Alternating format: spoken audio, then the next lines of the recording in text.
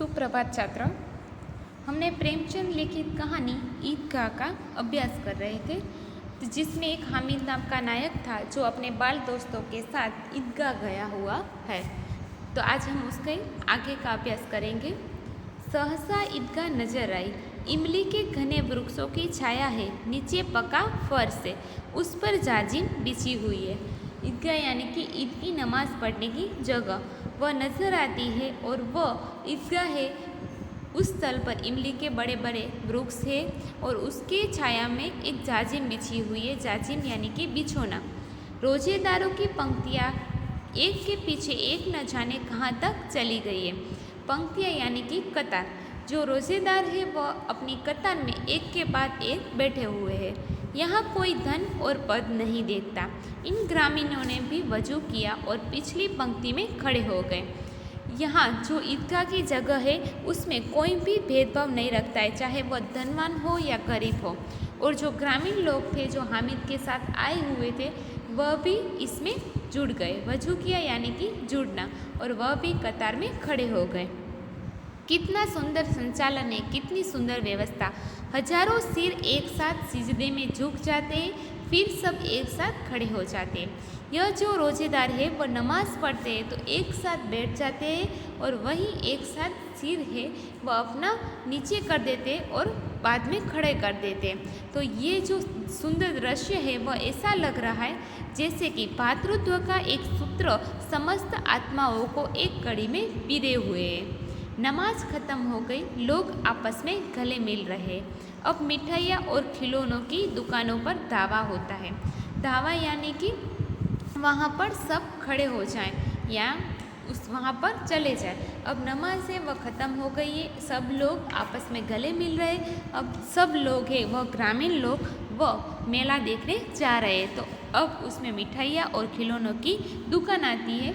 ग्रामीणों का यह दल इस विषय में बालकों से कम उत्साही नहीं है। यह देखो हिंडोला है। ग्रामीण लोग हैं वह बालक की तरह ही बहुत खुश है। हिंडोला यानी कि जो चकडोल होता है वह। एक पैसा देकर चढ़ जाओ। कभी आसमान पर जाते हुए मालूम होता है, कभी ज़मीन पर गिरते हुए। जो हिंडोला होता है वह एक पैसे में, जो बालक है जो ग्रामीण बालक वह चढ़ गए, और जो हिंडोला है वह कभी आसमान पर जाता है तो कभी ज़मीन पर गिर जाता है। यह चरखी है, लकड़ी के हाथी घोड़े और ऊंट छड़ों से लटके हुए। जो चरखी होती है उसमें आपने देखा हो कि जो हाथी ऊंट जैसे प्राणी हैं वह लकड़ी में लटके हुए होते हैं और उस पर हमें बैठकर वह घुमाते हैं। एक पैसा देकर बैठ जाओ और 25 चक्करों का मजा लो। महमूद, मोहसिन, नूरे और शमी इन घोड़ों पर बैठते हैं। जो हामिद के जो दोस्त होते हैं वह चरखी पर एक पैसा देकर बैठ जाते हैं। हामिद दूर खड़ा है, 3 पैसे तो उसके पास से अपने कोष का 1/3 जरा सा चक्कर खाने के लिए नहीं दे सकता। हामिद है वह अपने दोस्तों के साथ इस चरखी में नहीं बैठता है क्योंकि उसके पास तो सिर्फ 3 पैसे ही थे। अगर वह 3 पैसे में 1 पैसा जो चरखी वाले को दे देता तो उसमें तो चक्कर 25 ही मिलते हैं, लेकिन वह प्रसन्न जो खुशी है वह थोड़ी देर के बाद ख़त्म हो जाती। इसलिए हामिद अपने दोस्तों के साथ चरखी में नहीं बैठा। सब चरखियों से उतरते हैं, खिलौने लेंगे। इधर दुकानों की कतार लगी हुई है। सब हामिद के दोस्त अब चरखी से उतर जाते हैं और खिलौने की जो दुकान होती है वहाँ पर जाते हैं। तरह तरह के खिलौने हैं, सिपाही और गुजरिया, राजा और वकील, भिश्ती और दोबिन। गुजरिया यानी कि जिसमें आवाज़ आती है वह खिलौना। वहाँ लगता है अब बोलना ही चाहते हैं कि ये सब खिलौने ऐसे लग रहे हैं जिसमें कि वह सच्चे व्यक्ति अभी कुछ बोलेंगे। महमूद सिपाही लेता है, खाकी वर्दी और लाल पगड़ी वाला, कंधे पर बंदूक रखे हुए मालूम होता है, अभी कवायद किए चला आ रहा है। हामिद का दोस्त महमूद है वह सिपाही का खिलौना लेता है। वह सिपाही का खिलौना बहुत अच्छा लग रहा है, ऐसा लग रहा है कि वह अभी कवायद करेगा। मोहसिन को भिश्ती पसंद आया, कमर झुकी हुई, ऊपर मशक रखे हुए। भिश्ती यानी कि जो पानी ढोने वाला होता है, जो मशक में पानी ढोता है उसे हम भिश्ती कहते हैं। तो मोहसिन है वह अपने लिए भिश्ती खरीदता है जो कमर से झुका हुआ होता है और ऊपर मशक जो पानी की मशक है वह रखी हुई है। मशक का मुंह एक हाथ से पकड़े हुए है। कितना प्रसन्न है, शायद कोई गीत गा रहा है। बस मशक से पानी उड़ेलना ही चाहता है। उड़ेलना यानी कि छिड़ना, गिराना। ये भिश्ती है वह बहुत अच्छा लग रहा है। ऐसा लग रहा है कि कोई गीत गा रहा है और जो भिश्ती है वह अपने मशक में से पानी गिरा रहा है।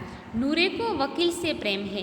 काला चोगा, नीचे सफ़ेद अचकन, अचकन के सामने ही जेब में घड़ी, सुनहरी जंजीर, एक हाथ में कानून का पोथा लिए हुए है। कि नूरे है वह वकील का जो खिलौना है वह खरीदता है। जो अचकन यानी कि जो हम सफ़ेद वस्त्र पर जो पहनते हैं वकील लोग, वह काला चोगा पहने हुए हैं, नीचे सफ़ेद अचकन है। अचकन के सामने ही जेब में घड़ी, सुनहरी जंजीर और एक हाथ में कानून का पोथा लिए हुए, कानून की पुस्तक लिए हुए। मालूम होता है अभी किसी अदालत से जिरह या बहस किए चले आ रहे हैं। ये सब 2-2 पैसों के खिलौने हैं। महमूद ने सिपाही लिया, मोहसिन ने भिश्ती लिया और नूरे ने वकील लिया। ये जो खिलौने हैं वह 2-2 पैसों के हैं। हामिद के पास कुल 3 पैसे हैं। इतने महंगे खिलौने कैसे ले? खिलौना कहीं हाथ से छूट पड़े तो चूर चूर हो जाए, जरा पानी पड़े तो सारा रंग धुल जाए। ऐसे खिलौने किस काम के? उन्हें लेकर वह क्या करेगा? अब हामिद के पास सिर्फ 3 पैसे, इसलिए वह अपने मन को समझा रहा है कि ऐसे खिलौने कौन ले कि जो अपने हाथ से छूट जाए तो वह टूट जाए, और अगर खिलौने पर पानी पड़ जाए तो भी उसका रंग चला जाता है। ऐसे खिलौने लेने का कोई मतलब ही नहीं है। खिलौनों के बाद मिठाइयाँ आती है। किसी ने रेवड़ियाँ ली है, किसी ने गुलाब जामुन, किसी ने सोन हलवा। मज़े से खा रहे। हामिद बिरादरी से पृथक है। अभागे के पास 3 पैसे हैं, क्यों नहीं कुछ लेकर खाता? ललचाई आंखों से सबकी ओर देखता है। अब उसके दोस्त खिलौनों के बाद मिठाइयों की दुकान पर जाते और तरह तरह की मिठाइयाँ खाते हैं, लेकिन हामिद वह इन सब लोगों से अलग है। पृथक यानी कि अलग, और बिरादरी यानी कि अपना जो समूह होता है वह। क्योंकि हामिद के पास सिर्फ 3 पैसे, इसलिए वह चरखी पर भी नहीं बेचता, खिलौने वह भी नहीं ले रहा है और अब मिठाइयाँ भी नहीं खा रहा है, लेकिन वह सबकी ओर ललचाई आंखों से देख रहा है। मिठाइयों के बाद कुछ दुकानें लोहे की चीज़ों की है, कुछ गिलट और कुछ नकली गहनों की। अब मिठाइयों के दुकानों के बाद लोहे की दुकान आती है, जिसमें कुछ गिलट और नकली गहनों के वस्तुएं हैं। लड़कों के लिए यहाँ कोई आकर्षण नहीं है, ये सब आगे बढ़ जाते हैं। हामिद लोहे की दुकान पर रुक जाता है। अब हामिद के जो दोस्त है मोहसिन, नूर, वह इस जो गिलट की दुकान है उस पर उसे कुछ आकर्षण नहीं नजर आता, इसलिए वह आगे चला जाते हैं। लेकिन हामिद है वह लोहे की दुकान पर खड़ा हो जाता है। कई चिमटे रखे हुए हैं। उसे ख्याल आया दादी के पास चिमटा नहीं है। चिमटा यानी कि हम जिससे रोटी बनाते हैं, जिस पे हम गैस पे रखते हैं तो उसे उलट पुलट करते हैं, वह चिमटा। तो हामिद उसकी नज़र चिमटे पर जाती है तो उसे चिमटा देखकर अपने दादी का ख्याल आ जाता है। तवे से रोटियां उतारती है तो हाथ जल जाते हैं। अगर वह चिमटा ले जाकर दादी को देते तो कितनी प्रसन्न होगी, फिर उनकी उंगलियां कभी न जलेगी। और बाद में हामिद सोचता है कि अगर वह अपनी दादी के लिए चिमटा ले जाएगा तो वह जब भी रोटियां बनाएगी तब वह मुझे याद करेगी, और वह जब इन रोटियों को चिमटे से उड़ेलेंगी तब उसे उसके हाथ भी नहीं जलेंगे। घर में एक काम की चीज़ हो जाएगी। खिलौने से क्या फ़ायदा, व्यर्थ में एक पैसा खराब होते हैं। जरा देर ही तो खुशी की होती है, फिर तो खिलौनों की और कोई आँख उठाकर नहीं देखता। अब खिलौना है वह कोई काम की चीज़ नहीं है, ऐसा हामिद सोचता है, क्योंकि उसमें तो हम थोड़ी देर में ही खुश रहते, बाद में वह चीज़ हमें व्यर्थ ही लगती है, या फिर घर पहुँचते पहुँचते टूट फूट कर बर्बाद हो जाएगी। चिमटा कितने काम की चीज़ है। और बाद में कहता है अगर वह अपने हाथ से छूट जाए तो वह भी टूट जाएगा, इसलिए यह खिलौने का कोई मोल ही नहीं है, क्योंकि वह व्यर्थ है।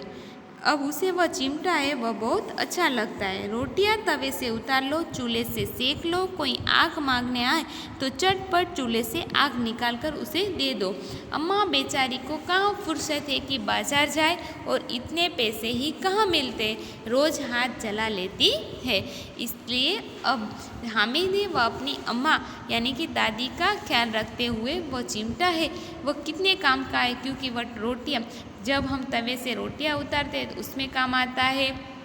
अगर कोई आग मांगने आए तो वह चटपट चूल्हे से आग भी हम निकाल सकते हैं। इसलिए अम्मा के लिए यह चिमटा बहुत काम की चीज़ है। अब हम इस कहानी का दूसरे वीडियो में अभ्यास करेंगे। Thank you.